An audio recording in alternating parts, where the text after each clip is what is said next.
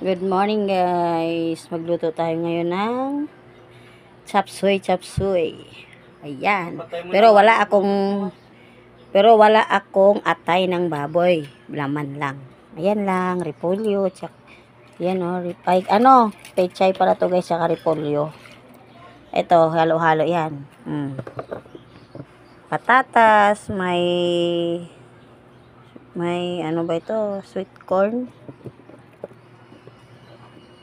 Carrots, sayuti, Baguio beans, bell pepper, broccoli.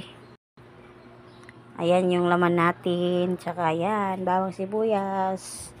So, magigisa na tayo ng ating bawang sibuyas, guys. Ayan. Yan ang ulam natin for today.